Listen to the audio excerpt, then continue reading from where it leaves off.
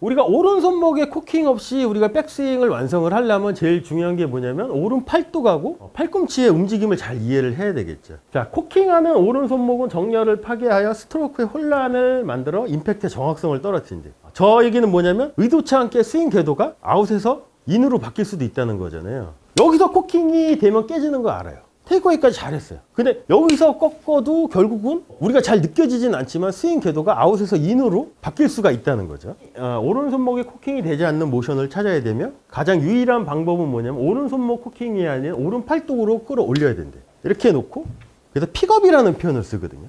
근데 이게 뭐랑 제일 비슷하냐면 망치질하는 거랑 제일 비슷해요. 깔짝대서 망치질할 때 이 손목을 이렇게 써도 되지만 이때는 큰 파워가 안 나오잖아요. 그 유튜브에 그게 있더라고요. 목수 장인이 나와서 망치질하는 영상이 있는데 그분이 표현한 게 뭐냐면 이거래요. 그러면 내가 손이 아래에 있죠? 그럼 여기서 팔꿈치가 이렇게 접히면 어떻게 되면 손이 위로 가요. 왼팔은 그대니까 얘는 가만히 놔두고 손으로 드는 게 아니고 팔꿈치가 이렇게 접히면 자연스럽게 오른손목에 코킹 없이 백스윙을 잘 할 수 있다는 거죠. 자, 타이거 우즈 한번 봐보세요. 왼손목 어떻게 돼 있나요? 왼손목은 코킹이 잘 돼 있죠? 오른손목은 어떻게 돼 있는 것처럼 보이나요? 코킹이 됐나요? 예, 그렇죠. 근데 저도 이거를 이해하기 전까지 이거에 눈길도 안 갔어요. 이거를 알고 난부터 이제 프로들의 스윙을 제가 이렇게 유심히 관찰을 한번 해보니까 자, 왼팔하고 이렇게 지면에 평행이 됐을 때 어떤가요? 오른손목 보시면 코킹이 돼 있나요? 안 돼 있어요. 그리고 클럽이 이렇게 길어지잖아요? 그럼 왼팔이 지면하고 평행이 됐을 때 이 샤프트의 끝이 어디를 가르쳐야 되면 앞쪽을 가르쳐야 돼, 살짝. 근데 우리는 L2L 스윙이라고 또 이제 오해를 한 게 뭐냐면 왼팔이 지면하고 평행이 될 때 90도를 만들려고 하니까 코킹이 되죠. 근데 클럽이 짧아지면 스탠스가 좁기 때문에 회전량이 적기 때문에 여기서는 좀 90도에 가깝지만 얘가 플랫해지면 플랫해질수록 회전량이 많으니까 어떻게 되냐면 왼팔이 평행이 됐을 때 이 끝이 뒤를 가리키는 게 아니고 약간 공방향으로 앞쪽을 향하는 게 어떻게 보면 오른손목 코킹을 안 하는 걸 체크하는 방법일 수도 있다는 거죠. 찰리예요? 찰리 우드. 가르시아는 어떤가요? 이렇게 안 돼 있죠. 여기 보시면 이 각도가 아마 됐으면 얘가 이렇게 꺾였을 거라고.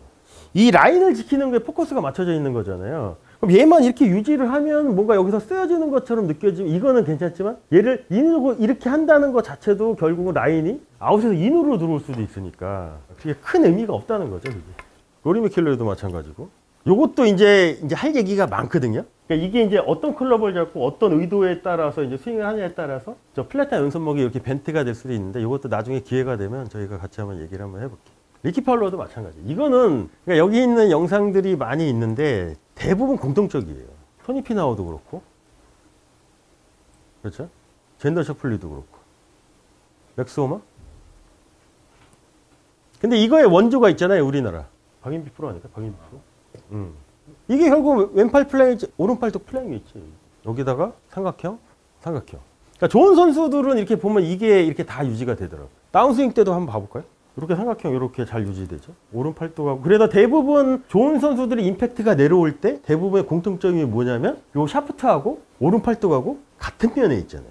타이거 우즈가 이렇게 약간 업라이트한 웨지를 갖고 해도 이거는 동일하죠. 임팩트 순간도 이렇게 보시면 얘를 여기 선을 이렇게 연결하면 왼팔 플라잉 웨지 이렇게 삼각형 보이고 이렇게 삼각형 보이고. 자, 이때 왼쪽 어깨를 한번 봐볼게요. 왼쪽 어깨 위치. 그러니까 이게 보는 시야에 따라서 이게 엄청나게 틀려 보여요. 근데 이걸 정면에서 보잖아요. 이렇게 볼 수도 있다는 거죠. 이렇게. 타미 플레드도 비슷한 거를 하죠.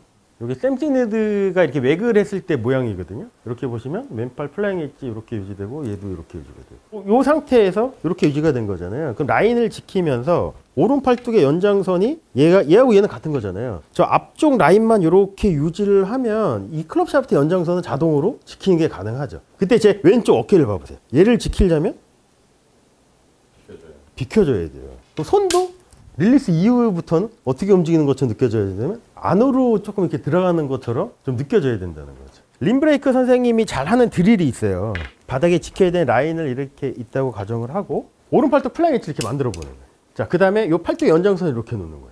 얘가 실질적인 클럽 샤프트이고 얘가 오른팔뚝 연장선이잖아요. 그러니까 몸의 움직임을 어떻게 생각하셔야 되냐면 이 팔뚝의 연장선이 걔를 가리키는 거면 포커스만 맞춰줘 보세요. 그럼 오른쪽이 어떻게 되나요? 얘를 가리키려면 비켜줄 수밖에 없어요. 근데 이 팔로만 이렇게 하려고 하잖아요.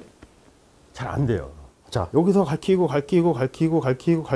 얘를 갈켰더니 얘가 자동으로 평행이 되고, 자, 클럽 샤프트의 팔뚝 연장선 쟤를 계속 갈키려고 계속 했더니 이 팔뚝이 이렇게 평행이 됐을 때 얘를 이렇게 연결을 하면 자동으로 맞는 거잖아요. 앞쪽도 마찬가지예요. 여기서 요 클럽 샤프트 연장선이 쟤를 계속 가리키려면 왼쪽이 안 비켜주고는 이게 또 안 되거든요. 잘 되는 거잖아요. 왔다 갔다 왔다 갔다 이걸 계속 하는 거죠. 그래서 이제 림브레이크 선생님이 잘하는 드릴 중에 뭐냐면 임팩트 때 이렇게 돼 있죠. 그러면 팔뚝 연장선하고 얘를 그으면 얘 두 가지는 같은 거잖아요. 같은 면에 있으니까 얘를 이렇게 틀어볼게요. 얘도 같은 거죠. 얘를 이렇게 붙이면 얘도 같은 거죠. 이 상태에서 이 끝을 저쪽으로 던진다고? 던지면 제 몸이 어떻게 돼 있나요? 근데 이거를 제가 이 순간 뭐 얘를 틀고 얘를 비키려고 한 게 아니고 단지 그냥 자동으로 된다는 거죠. 근데 우리가 실제로 얘를 던질 수는 없잖아요. 이렇게 던지는 거는 이쪽이 길고 이쪽이 짧기 때문에 이렇게 밑으로 꽂을 수 있지만 실제 구조에서는 여기는 거의 없고 이쪽이 길죠. 그럼 던지는 움직임으로 해서 얘가 이렇게 직선으로 유지하면 그때부터 얘는 떨어져요. 떨어지는 거를 계속 유지하고 왼쪽이 비켜주면 결국엔 여기 맞고 여기 맞았어요. 이 부분에서 틀릴 수 있는 확률이 현저하게 떨어질 수밖에 그러니까 되게 좋아질 수밖에 없다는 거예요. 임팩트가 자동으로. 이게 L2L일 수도 있어요. 사실상은. 여기 찍고 여기 찍고 찍고 찍고. 근데 이거를 오른팔로 하면 잘 돼요. 근데 왼팔로 하면 잘 안 되거든요. 왜 안 될까요? 처음엔 잘 안 되더라고요. 어떻게 되면 여기서 여기 막혀서 그래요. 그러니까 왼팔이 없다고 치고 그럼 생각보다 이게 얘가 비켜주는 양이 많아야지 여기를 지킬 수 있지 뭔가 임팩트 순간 힘을 쓰려고 하다 보면 막히는 현상이 상당히 많이 나올 수도 있죠.